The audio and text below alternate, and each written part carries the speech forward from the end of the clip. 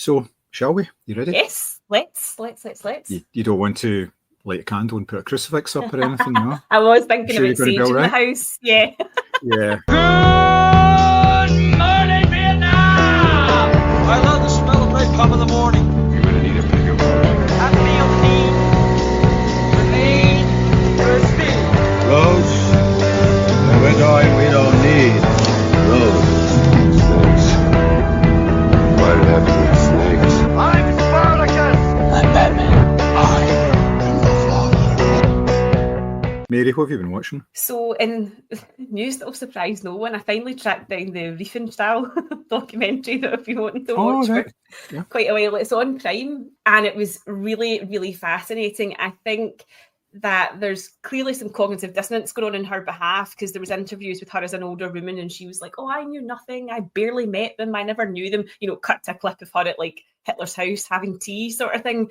And she was quite vilified in the German like press and TV and media sort of after the fact, and they showed you like debates that she had on television with ordinary German people and things like that. So it was quite an interesting documentary in the sense that it wasn't necessarily focused on her as a director, although it did show her work sort of prior to the Nazis coming to power. And she obviously did have, craftsmanship there, and she was exciting and new, and obviously a female director as well. But the more interesting part really is her as an old woman trying to sort of explain away her relationship with, the Nazi party at the time. So that definitely was a really good watch. And as I say, it is on Prime. I think it's to rent, but worth seeking out if you like that sort of thing. So I also, like, sorry. I was younger. Yeah, definitely. Like, she talked about not having anything to do with politics, just being interested in making films. And it's like, you can't, at that point in time, you could never have extricated the two. Like, they were so, indelibly linked that, it was strange though, because what was actually more interesting was sort of after the fact, and you're talking maybe like, I want to say like the 70s or 80s in Germany, she was still getting phone calls and fan mail from people who thought she was on the right side, essentially. Quite far to the right side. Yeah, way on the right side. But that was quite interesting as well, that obviously that sentiment still existed within the country, decades after everything had been exposed for what it was. So I think it's Dogwoof Films. I'm sure it was them that did it. They make quite a lot of good documentaries and stuff like that, which is obviously a very conflicted within herself and a very conflicting person to actually watch and listen to. So yeah, definitely worth seeking that out. I also watched Threads because it's on BBC iPlayer, and I had never seen it before. Oh my God. How utterly, utterly bleak. I can only hope if that ever happens in the UK that I am one of the first to go, because I am not surviving behind a damp mattress eating dust for days. Like, that's just not happening. And of course, there was loads of close-ups of like dead wee cats and dogs, and it was just absolutely grim. I've never seen it. I've no idea why it's on iPlayer just now. It feels a bit doom-mongering to have that on at the moment. But yeah, I thought it was one of those films that, because everyone talks about it in such high terms, I wanted to sort of just watch it and see for myself. But yeah, don't watch it if you're having a bit of a down day, because it's very, very grim. I also watched a few wee horrors. So I watched Jennifer's Body, which I had to rewatch because it was on Vampire Videos. Weapons, obviously saw at the cinema, and Together, which I saw at the cinema as well, which honestly really balances horror and comedy so well. I was really surprised by how much I actually enjoyed it. The only thing is, it's got that Damon Herriman in it, who I'm still really scared of because of the Nightingale. So every time he appears in films, I'm just like, I know you're going to be a bad guy. I don't care who you're meant to be at this moment in time. I know you're going to turn out to be a bad character. So that was a good rewatch as well. I've been watching quite a lot of TV. So one of the first things I will highly, highly recommend is a documentary on Netflix called Unknown Number, The High School Catfish. And it's about a young girl, she's like 12 or 13, and she one day out of the blue starts receiving these really horrible, gratuitous text messages from an anonymous number. And then her boyfriend starts receiving them, and it's a very small town in Michigan. It becomes the talk of the town, and these texts go on for about 24 months. And that's all I will say, but I was shouting at my telly. It was a brilliant, brilliant watch. So if you've got Netflix, definitely have a wee look at that. I also watched a couple of seasons of Below Deck and Below Deck Down Under because I have no life. and I've been rewatching all of the Stacey Dooley sleepovers. So there's I think there's 6 seasons of them. So I've started making my way through them again because I quite like them. I watched the one she did with the girl Lily Phillips, who's the sort of equivalent of Bonnie Blue, I suppose you would say. But that was really eye-opening because that girl's parents are distraught at her life choices, and they're basically saying it's ruined their life as well. So that, and she sort of broke down at that as well. So that was an interesting rewatch. And I also had a little preview of Diary of a Ditched Girl, which is coming to Netflix on September the 11th. It's a Swedish TV series. It is absolutely joyous. If you're in your mid-30s and you've experienced the bleakness of the dating pool, this is so funny, so clever. The dialogue is really razor sharp and genuinely relatable. And it's just a good wee binge watch. Each episode's only half an hour, so you'll absolutely fly through it. But yeah, I've watched a lot more than that, but I thought that they're the kind of biggies that I've taken on in the past week or so. Nice. It's pretty good. Good wee list there for lots of horror, which is showing how brave you're getting these days. It's becoming a habit. I know. I'm still not sleeping, and it makes me feel I honestly wish I should wear one of those things that measures your pulse and your heart rate while you're watching a film like that, because mine must be absolutely through the roof. For myself, I've had a couple of press days that have been pretty full on this week. Actually, 4 films each day. Conjuring being nice. one of them, so yeah. We'll talk about that later. But I saw a film called On Swift Horses, which is a late 1950s set drama about a husband and wife and the husband's brother, and it's all about their sort of hopes and dreams moving to moving to California and trying to create a new life after I think it's the Korean War, and it's pretty decent wee film, and it's very, very nicely set. It's Jacob Elordi, who obviously is going to be the new Frankenstein film. Frankenstein's monsters. Yeah, so he's leading up that film, and it's also one of these in the new Wuthering Heights, which is getting destroyed on the internet for basically turning. Well, obviously Heathcliff is meant to be a person of colour for starters, so there's that. I was unaware of that. I didn't know because. Oh, did you not know that? No, was it not Laurence Olivier? Did he not play him at one point?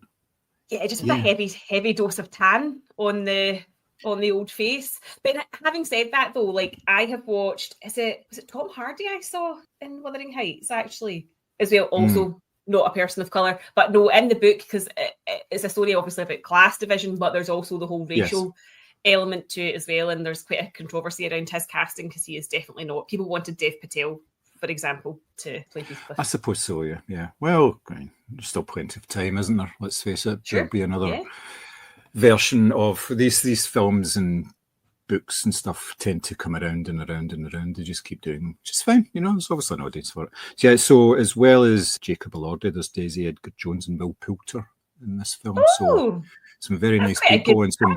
Yeah. It's very, very good, and it's the fact that Jacob Elordi plays a guy called Julius who is conflicted about his sexuality and everything, and it's the struggles that people had back then in terms of finding their tribes and everything, and the problems that came up from it and all that. So it was actually a pretty decent watch. I was quite entertained by it. I saw the Spinal Tap, The End Continues, which is pretty decent. I enjoyed it. There's a lot of sort of callbacks to the original film, and there's a few sort of cameo appearances. Elton John's in it, and Paul McCartney is in it as well. Wow. Yeah, and they both sing Spinal Tap songs, which I don't know if you're familiar with the Spinal Tap songs. They are quite full on, quite dirty. I mean, you're talking about torpedoes and things like this. It's very sort of caricature of heavy metal music. And it's just, their last album was called Sniff the Glove, which is just evokes all sorts of imagery, and it had to be completely black, but it couldn't just be black. It had to be deep black. It's just the sort of thing, one of the wee gags that ran through the original film. And basically now the 3 guys who are the sort of core of the band are playing a sort of one-off reunion gig. And they're all doddery old men now. That's part of the joke as well, because they've all still got really long hair and wearing sort of band t-shirts and stuff, but they're just old guys, and one of them has a glue museum and things like this. So it's just stupid. It really is, and it's quite funny. I enjoyed it. fits in quite nicely with the first film, but I think people might be a wee bit disappointed with it in that it's not like a full out sort of Naked Gun style, you know, a gag every like 30 seconds or everything. So, but yeah, it was good fun, and there's a lot of good characters been added to it and all this, and it's all just the whole thing about getting a band back together for one more performance and everything, and the fact that they don't get on and everything. So yeah, I enjoyed that. That was pretty good as well. Swiveling away from that, I saw a documentary called From Ground Zero, Stories from Gaza, which is 22 short films made by people who are living in Gaza at the moment. Wow. And it's all sorts of aspects of their life. It's not just, you know, this is horrible, everybody get killed. There are a number of them that are like that, people missing under rubble and stuff.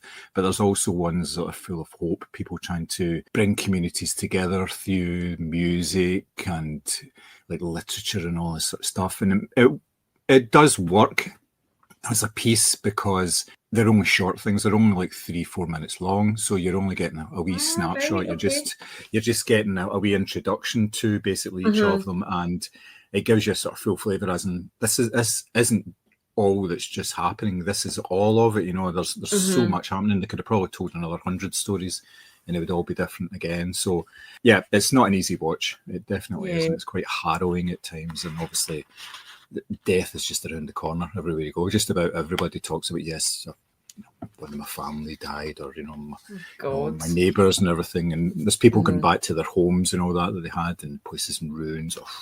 So yeah, it was good. It's obviously going to have a limited audience. It's actually going to see us, because it's not going to be in the likes of your Cineworlds and your Odeons, I don't think. So you're talking about more your art house cinemas. It's going to show this sort of stuff, which again is okay. I saw a film called The Cut, which is ostensibly it's a boxing drama, but it's not really a boxing drama. Oh, is this the one with Amir El Masri, who was in Limbo? No. Nope. This is Orlando Bloom and Catriona Balfe. Oh, right. Okay. No, I've not heard of this at all then. I hadn't heard of it. It was, I think it sort of did the circuits last year. And it's a fairly straightforward start to it. There's a boxing match that's happening in Las Vegas. One of the guys, one of them dies about a week and a half before the boxing match. It was like sort of natural causes, so they say, but you don't really know. The promoter goes to this Irish boxer who was a contender at one point. You see the very opening scene, you see him fighting for the title and losing it because he just kind of loses his concentration for just a couple of seconds, and it's something that kind of flashes through his mind, and you don't know what that is, but you get to see it later on. But they go to him and say, we want you to step in because you're a name. It'll be, there's a whole comeback angle and all this sort of stuff, and the rest of the film is him trying to reach the weight that he needs to get to for this fight, because he's about, I think he's about 25-30 pounds overweight, and he's still pretty skinny. I mean, you're talking about like 185 pounds down to 154, I think it is. And what I expected from the film was it was going to be this film where you would have, getting him ready for the fight and then the fight itself. No. This is all about losing the weight for the fight and the struggle that it has. And it starts off, they're doing lots of exercising and all this sort of stuff, but then they introduce drugs and introduce baths and steams, and it becomes a bit of a body horror film as well. And you don't really know what's going on, because you are kind of front and center with the boxer character. He doesn't have a name, he's just called Boxer. And as he progresses through this weight loss, his mind starts to go a wee bit, because you're not fully functional. You're just trying to get through this process. So you're kind of seeing what he's seeing, and he's hallucinating, he's remembering his mum and all this sort of stuff.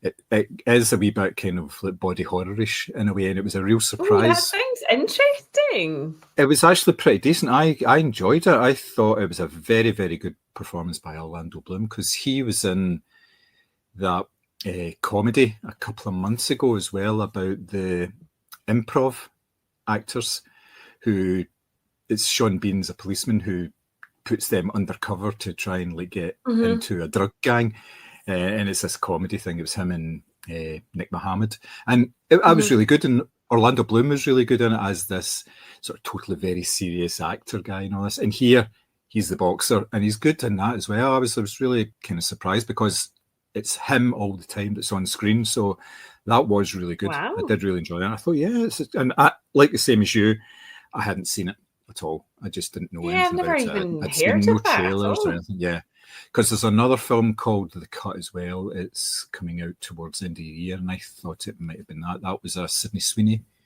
boxing Yeah, drama. and is there not a Meg Ryan No, boxing sorry. film called The Cut as well? It's called In the Cut. No, the Sydney Sweeney In one's the called Cut. Christie. That's another film. So anyway, so yeah, that was decent. On day 2, I saw Downton Abbey. The saga finally finishes, or Did whatever it make it's you called. feel right at home? Yeah. Oh yes, yeah, absolutely. It's one of the whole series and the films are basically there's problems come up and they solve them. Yeah. But they don't do it and the properly upstairs because folk aren't really arseholes to the downstairs folk. It's, we all work together as a community. That's yes, but everything seems to be a lack of communication. That's where all the problems happen. Basically, this film could have been sorted out in about 10 minutes. That's and just have an hour and a half of sort of nice views from Downton Abbey and like central London in the 1930s and things like that. But it was okay because there was the central sort of story around it. It's all about the next generation moving forward.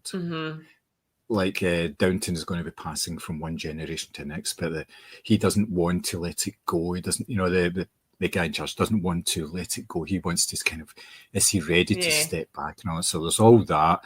There's a scandal about his daughter getting divorced, and divorce is something you don't do. You can't be in the same room as a princess and all this sort of stuff if you're a divorced woman. So just nonsense. And they were having money troubles as well, so they were relying on the funds from, I think it was the matriarch's death, so her estate, but somebody else had been looking after it, and had been sort of money had been lost and all that. And they dragged this story out for about 3/4 of the film, and it was just a case of all the money's gone, and the question that probably came to every single person's mind was, where did the money go? And why is there this strange American guy here? It was Alexandra Nivolo.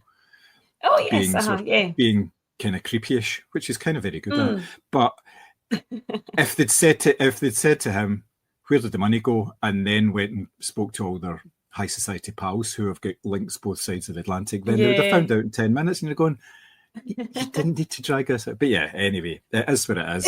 Is Maggie Smith in it, or have they just obviously because she's passed away, so is her character not in it anymore? Her character died in the previous film, at the end of the previous film. Oh, right? Okay, I didn't know that. I haven't seen any films. And then obviously died in real life as well. Yeah. But there's a scene at the very end of the film which is kind of marking the fact that this is all over for the current body of people. There's loads of them, and it's like, and they have this wee bit at the end, and it's some of the characters from the TV show come back and like, who's it? Dan? Oh, what's his name? Oh, Dan Stevens. Dan Stevens. He comes back because apparently I hadn't watched the TV show, but apparently he died in a car crash after about in the first season, I think it was. Yeah, or something like that. Yeah. So there was a wee bit of him, and there was a wee bit of, it was like a dinner party scene, and in the background you saw the Maggie Smith character. But I don't know what they did. She looked bloody awful in it. I don't know if it was CG'd or whatever, but it just did not look good at all. There was a few like Uncanny Valley type of a wee bit, yes. I don't know if they'd taken existing footage and then sort of made it so that she looked a wee bit older or something, but it just didn't work. And some of the CG in the film was a little bit ropey as well, because it's all very nice when you're doing like buildings and stuff, but there was one where they're at the races, and they obviously didn't have the money to hire a massive crowd and hire race horses for the racing scenes. So the horses, when they're moving, especially at the very end, they look a bit weird and they look a wee bit fast. So part of me is like, if you can't afford to do a racing scene. Why are you doing a racing scene? Do it somewhere else and have them play cricket or something. Do you know what I mean? Like, do something that doesn't involve animals or whatever. And there's a wee bit, obviously it shows the crowd scene at the races as well. And they've obviously just patched in lots of fake crowd, and they're all moving, and it's quite far away. So all you see is just all these wee bits of movement, but it's like every single person is moving. Obviously, the director said, make it animated, make it so they're enjoying themselves, and everybody's kind of swaying, and you're going, don't know. You know, that's not what crowds look like. Doesn't look quite right, funny. You know. So, so I know. After that, I saw a film called Christie, which was at the Glasgow Film Festival, I believe, earlier this year, because a couple of people that was in the screen. Yeah, it's about a young guy called Christie who lives in Cork, and he's in and out of foster homes, and his half-brother takes him in. And he's now been through the whole care system. He has a wife and like a wee baby, and he says, no, I'm going to take Christie in for a couple of weeks because he's struggling. Apparently, when Christie was younger, he was involved in a fight with another boy, and he basically battered him senseless. And it was recorded. You know how it is, people record these things when people are fighting, and it went viral, and he had like 38 million hits or something. You know, so he had this reputation which he didn't want or really deserve, because obviously he was a troubled wee boy. You know, so it's him trying to sort himself out before he's 18, and it's going back to where he used to live and living with his brother, and like his cousins were all around, and his mother used to hang about with his cousins, and she died due to like a drug overdose and all sorts of stuff. So it's a wee bit grim, but it's quite a sort of low-key family drama, if you like, and it works really well, and there's a wee bit of tension in it, some very good performances, and from people I've never seen or heard of before. So yeah, it was decent. It was something, again, I'd never heard of at all. So, yeah, it was all right. I must have missed that at the film festival. I did see Spilt Milk, which is the Irish one set during the recession in the 80s, about the wee boy that thinks he's Telly Savalas, and he thinks he's searching for his missing brother, but obviously it's about like sort of drugs and crime that had overtaken Dublin at that point, and he obviously is too young just to realise that. But that was the only Irish one that I picked up at the festival, I think. Yeah, well, I didn't know about it at all. I hadn't heard. Obviously, I didn't really do very much at the festival at all. So, but yes, you know, a few people had said, yeah, this is fairly decent, but they'd seen it before, so it was all right. The last film from the press day was The Long Walk, the Francis Lawrence film. I really enjoyed it. I thought it was very good indeed. I was a wee bit apprehensive because the whole film is basically the long walk. It's people walking, and you're kind of thinking, will this kind of translate to the screen? It translates quite well, or it works really well in book form, because there's a lot of internal monologuing and things like that going on out. But this was a bunch of guys talking to each other while they were walking, so it was a wee bit apprehensive about it, but it works really well. I mean, Cooper Hoffman is one of the main characters in it, Philip Seymour's son, and David Johnson, who we saw in Alien Romulus. Yes, we did. He was so good in that, and he's completely different here.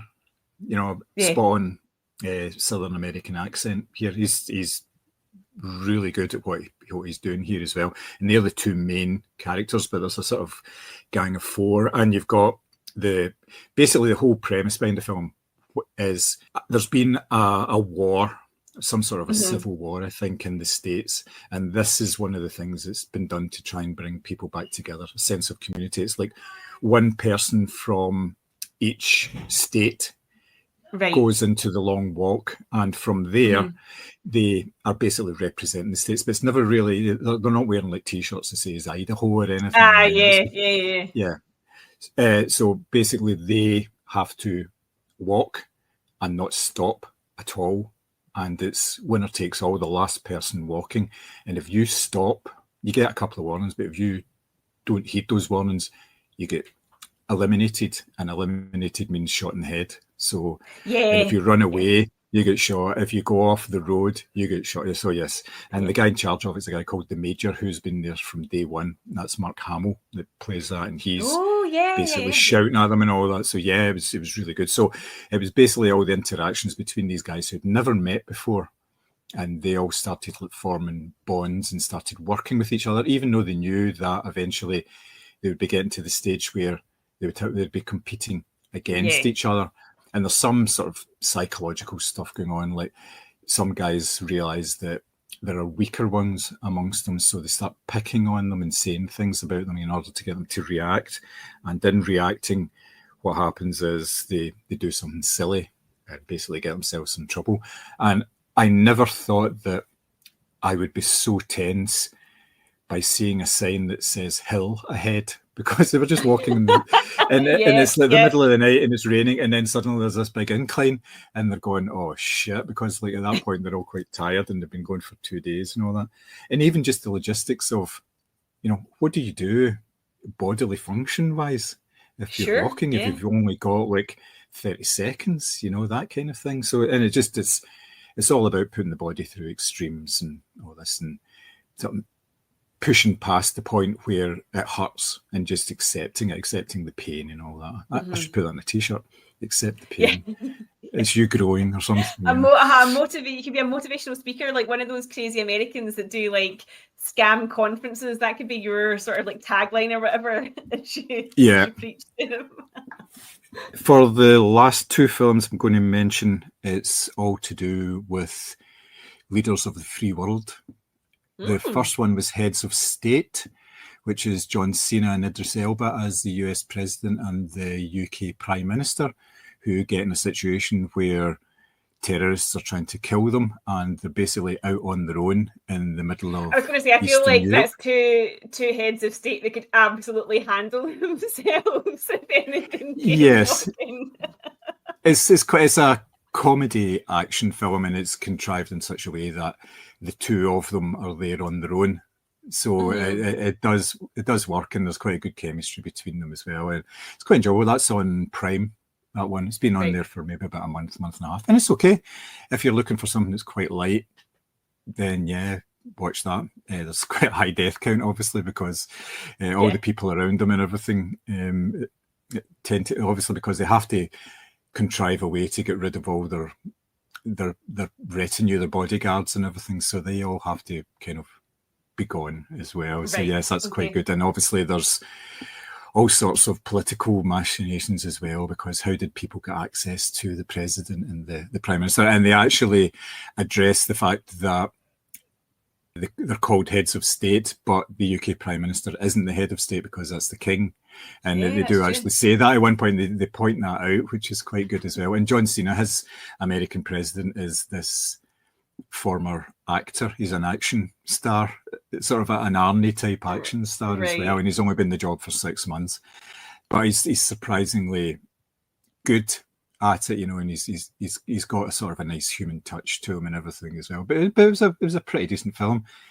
The counter side to that, my God, I saw a film called Rumours. I don't know if you've seen this Cate Blanchett film.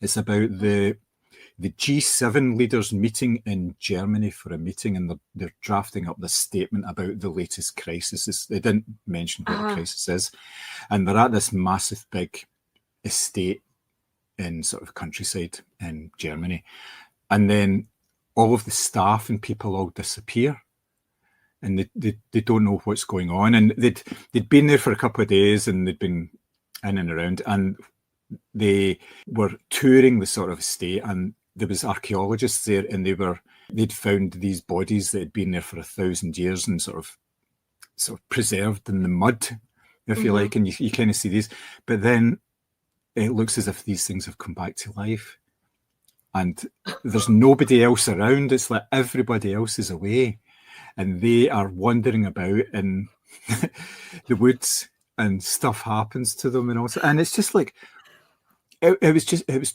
totally like off the wall. I couldn't believe what I was watching. It was just mental. It was crazy. Was Cate Blanchett short of a mortgage payment or something? I don't know. That sounds absolutely shit. She was the German chancellor in the film, so she was doing the very, very best clipped German accent. The Oh American, no.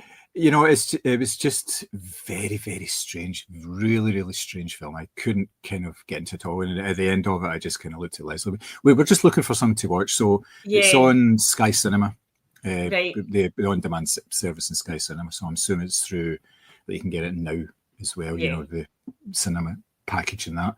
And I thought, oh, yeah, I've heard about that. I you know, without really reading into it and watched it. And I just thought, what the actual fuck is this? Unbelievable. Do me a favour though. See if you do watch that Unknown Number, which I say highly recommend. Everyone's filming their partner. If you've seen it, you're filming your partner reacting to the big twist. So do that with Leslie. See what she thinks. Nice. TV wise, watching Alien Earth, like we mentioned before, which is good. Enjoying that quite immensely. I've only watched 2 episodes of it so far. I'm trying not to binge all of the available episodes because I want to kind of think about what's going on. It's not that deep, let's face it. It's an alien TV show. So. But it's good cast and quite a good premise in it as well. So yeah, I definitely want to watch when you get around to that one. I'm watching Atomic, which is on Sky. It's Alfie Allen. I've seen posters for this. Yeah, 2 guys steal uranium that's being transported to be sold to like bad actors, a third party who wants to make a bomb, and he's basically stolen this uranium in 2 big bags because it's really heavy stuff and it has to be kept 2 meters apart at all times and all that. So I've watched a couple of episodes of that. It's actually surprisingly funny. There's a lot of nice wee touches of humor. It's not particularly original in any way, but it's all right. It's fairly decent.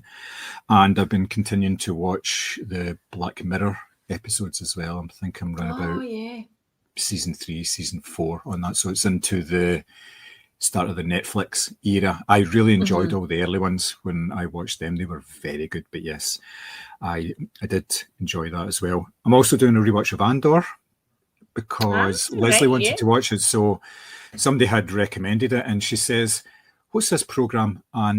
Or like and/or. And says, no. It's not that. And it says it's a Star Wars TV show, but it's not really a Star Wars TV show. It's the Star Wars TV show. Yes. It's so good. Yeah. It says there's no, you know, use of lightsabers and shit like that in there. It's very sort of, it's different type, and it's more of a political drama, you know, rather than there's wee bits of action, but not much. But yes, very good. So I'm starting watching that from the beginning again. So that will be. So you are starting season 1 again, then? Yes, I haven't seen season 2 yet, so I'm going to start season 1 and watch it through, and then just continue on to season 2. So that's pretty decent as well. And I also started a drama on what's it, Prime, called Butterfly, which is based on a graphic novel. It's about a guy who has to find his daughter who is an assassin, and he's an assassin. And it works really well. It's good. It's just, again, fairly light, lots of deaths, lots of martial arts, and it looks good. There's lots of stupid dialogue in it, so it's something that you don't need to watch and really take too seriously as well. So in addition to that, I got a hold of a copy of that book that you mentioned last week. Oh, Pandora's Box. Yes. So I've bought myself a copy of that, so I'm going to start on that. I didn't realise it was the same author who did Easy Riders and Raging Bulls as well, which is a very good book. I read that years ago, and there's a documentary version of that as well, which is good, and it's basically all just talking heads as well. I think I have another one called Down and Dirty Pictures, which I haven't actually read yet, but it's the same author, and it's all got to do with sort of 90s cinema and stuff like that as well. Oh, that sounds good. I might pick that up myself, actually. Yeah. So, yes, I haven't actually started the book yet, but I did get it on your recommendation just to show that I am actually listening to what you say more than anything else. Well, let me know what you think of it. As I say, from the perspective of as people who watch a lot of film and TV, the changes in how we consume, I think, is the most evident thing for me in that book. So I'm just interested in that sense. Yes, yeah, definitely, absolutely. So that's it as far as I'm concerned. I could have gone on for I could have gone on for. I had another whole list of films that I'd watched in the previous sort of week, but as I say, they will keep